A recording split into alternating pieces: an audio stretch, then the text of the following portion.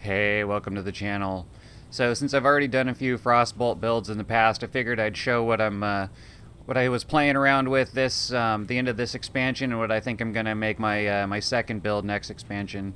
Um, I would make it my first build, but I mean, uh, those minion builds are just way too like good for starting the league to get all your gear, get all your currency and stuff.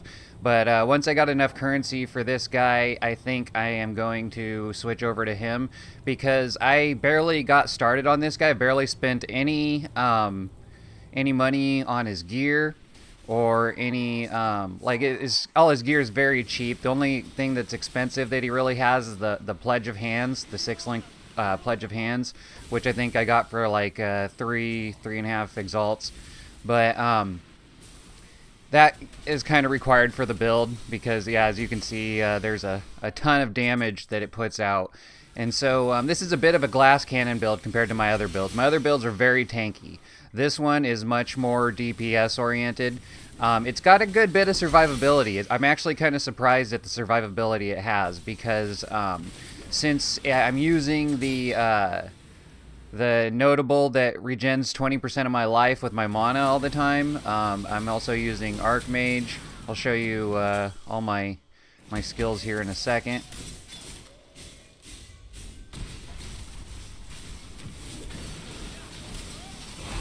Okay, so what I've got here is this one isn't super necessary. If you want, you can switch it like to this one.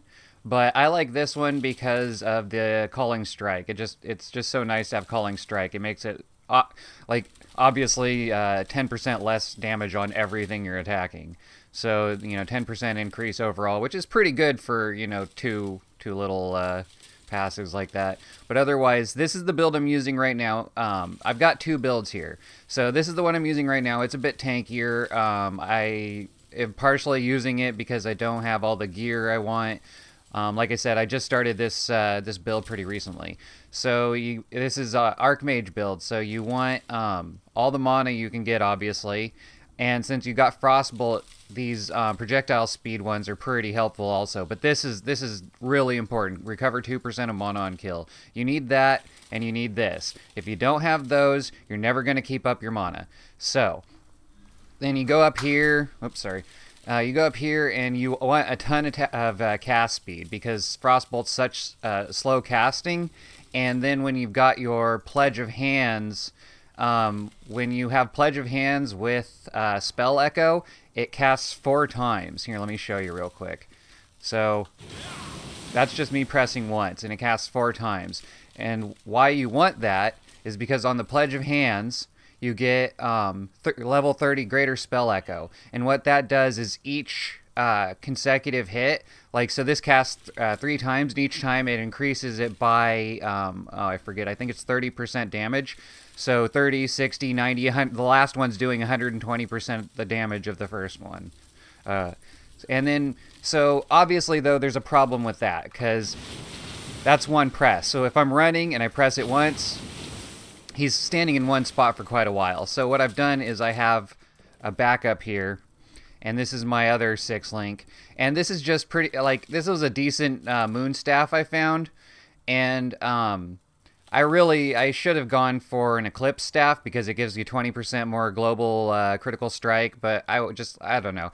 I had this at the time, and I had a Deafening Essence of Misery, and so I used it on it because I wanted that cast speed. And I had 2 of them. This was the second one I used. It was decent. I honestly, like I said, I've barely done anything for this build, but it still like kicks ass. So that's why I'm showing it off. This is my ring here. This helps a lot because cannot be chilled, cannot be frozen, but it's also got 20% increased mana and 50% increased mana regeneration rate. Over here, I've got curse enemies with conductivity, which you need because of where is it? Archmage, obviously. So since even though I'm using Frostbolt, a large percentage of the damage, actually the majority of the damage is Archmage, is lightning damage. So the lightning damage, though, increases the damage of the Frostbolt, too. So you still freeze quite a bit.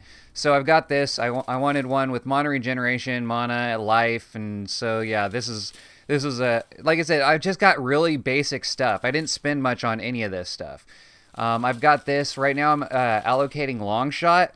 I'll show you a more glass cannon build that I've got going on too, where instead of allocating long shot, I allocate counterweight here, and then I don't have to allocate any of these points out here, which some of them are, I mean, the block is nice, but they're really not worth it compared to some of the other stuff you can get, like, you know, by getting jewels, for example. Okay, this is the glass cannon build here. And this one has, instead of using the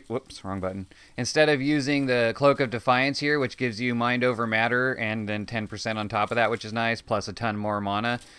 So instead of using that, my glass cannon version of this build uses the Comb's Heart replica. So you get 500 maximum mana and 40% increased lightning damage, which obviously helps. But, excuse me. But you also lose 10% of damage taken from mana before life, which is pretty nice. But when you're running bosses, you don't really need it as much as long as you know the boss's mechanics. Because, yeah, you're just trying not to get one shot, you know what I mean? And this isn't a build, like I said, it's more of a glass cannon build. You're not going to be standing and taking all the damage. You need to know the boss's mechanics for this one. But if you notice, this glass cannon version, I can get over 100 million DPS. But this is just theory. I haven't built this one yet. That's why, like, that doesn't, you know, there's not enough strength. I have figured out that I can get enough strength, but, you need it, you know, on the gear, obviously. And then, see, I don't even have enough lightning resistance like this. But yeah, this is just to show the potential of what this build can get. This is why I'm going to go with it next season. It starts in a couple days here, and I want to try and get over 100 million before the end of the season on this build. That's why it's going to be my second build. But anyway, yeah, you just use a couple Frozen Trail jewels, so you get the 5. You use a Healthy Mind up here, so that this turns everything into mana.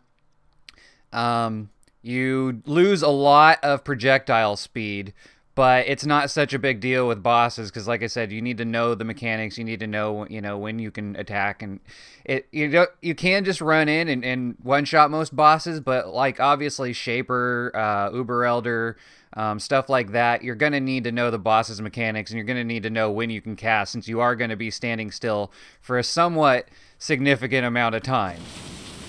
Yeah, but then, like I said, then when you're mapping though, you've got this one. It's almost all the same gems. I think it's the same gems. Let me see real quick. So I've got Hypothermia, Frostbolt, Lightning Pen, Spell Echo, Archmage, and Increased Crit. This one I've got Hypothermia, Frostbolt, Lightning Pen, Spell Echo, Archmage, and Increased. Yeah, so they're the same. So I use the same links for both of them. For a while I was using different links. Like I think in this one I wanted to crit all the time, so instead of increased crit damage I was using increased crit chance or something like that. But anyway, yeah, I tried using like Control Destruction here, which does give you more damage, but I just don't like how it doesn't freeze the bosses then, because you do freeze the bosses pretty often. So and then this is really almost the same amount of damage. It's really close. So since I already put so much crit into it. Oh yeah, and then of course, like I said, if you want to one-shot the bosses, you want your first shot to be a crit. And so by putting in Controlled Destruction, you are lowering the chance of that. So you're lowering the chance you're going to one-shot the bosses. So anyway, this build only has about 30 million DPS, which is what you're seeing on the little clips here that I'm showing you. So, yeah, otherwise, I guess that's about it. Do I need to show you anything else? I showed you my gear, I showed you my tree. So here's the big differences on this tree. So this is the tree that I've got now, which is, like I said, it's pretty tanky. Since you have the agnostic here, you can pretty much ignore most dot damage because you just out-regen it. So it's pretty funny. Like I just walk through everything in the aspirants trials, like all the traps and stuff. None of them even show up on my damage meter. I just out-regen it. And oh, here's the other thing. So this staff, and I have Herald of Ice on. This is how I map.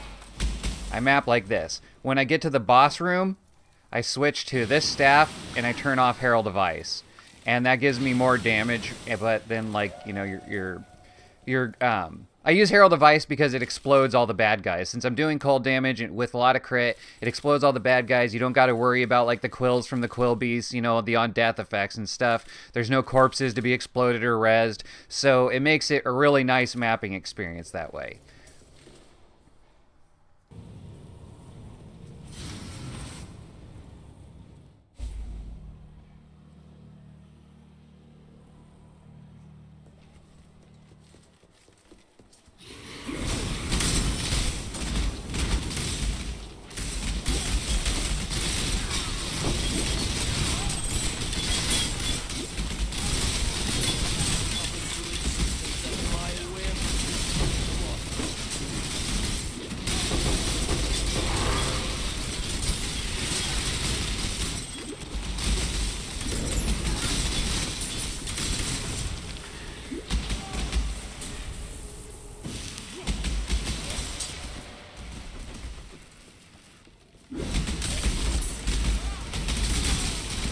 A lot of these videos are from when I was doing, I've been working on the build, trying to figure it out. At this point, I was using an Essence Worm, and I was swapping back and forth between Herald of Ice and Wrath, and that gave pretty good damage, but it's really hard to get up to your resistances and stuff when you've got so many unique items. So I ended up switching to the Dream Fragments, which also gives you immunity to freeze and chill. So it's a lot more tanky with the Dream Fragments than the Essence Worm. The Essence Worm is in my my Glass Cannon build, and it was working all right here. It was just too squishy. It's so much better with the Dream Fragments because it's also so much easier to get your resistances up because there's so much cold resistance on the Dream Fragment. So yeah, that's why you don't see me reserving any mana for the Herald of Ice in these picks. But it's also, like I said, it's more of a pain in the butt because you actually have to switch the gems instead of just turning it on and off. And it might seem like it's a bad thing to have the Herald of Ice reserving mana, but it actually helps because it reduces your mana expenditure, and so you don't need quite as much mana regen to get it back with the Herald of Ice up without the Essence Worm.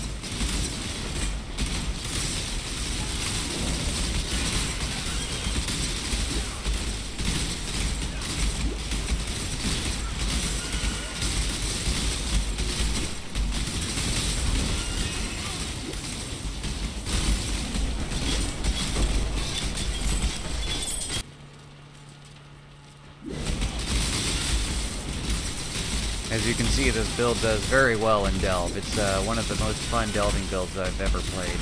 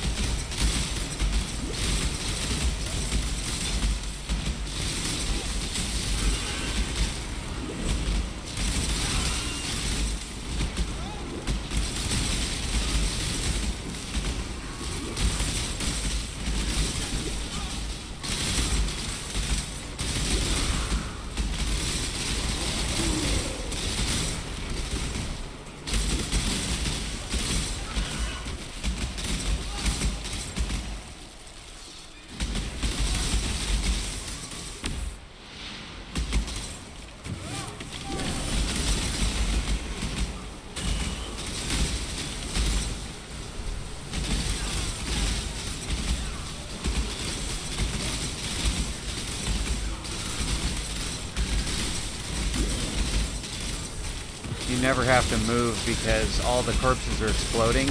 So normally, like, the little ice shards that would be doing damage to you, the corpses just explode instead of, well, exploding. But yeah, they shatter into ice, so you don't got to worry about their little on-death effect.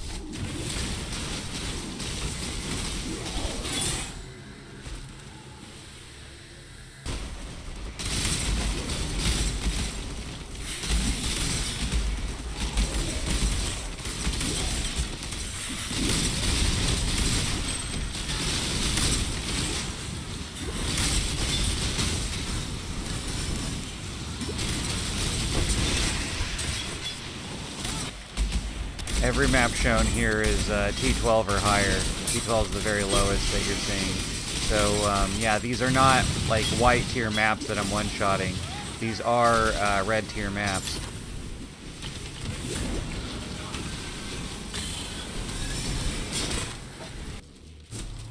You better be filled with gold.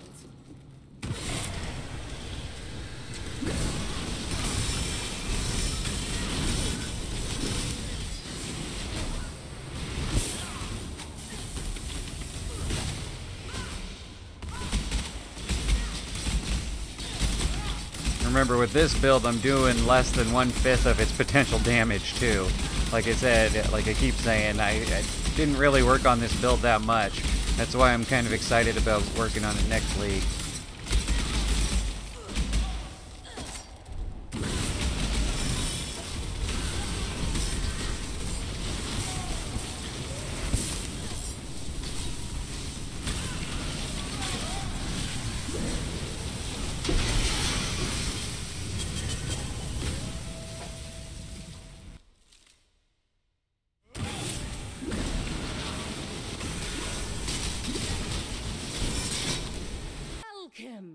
I only recorded this clip because a lot of people say this boss fight's hard. I just find it annoying because she never gives me time to really attack her. She just, you know, does all that kind of crap. But, yeah, even with as long as I have to stand still, I just kept this one in, even though I made a bunch of mistakes, kept forgetting to use my totems and my Sigil of Power. But anyway, I just kept it in just to show you, like, even with all my mistakes, even with the long casting time, like, this so-called tough boss isn't really that tough for this build.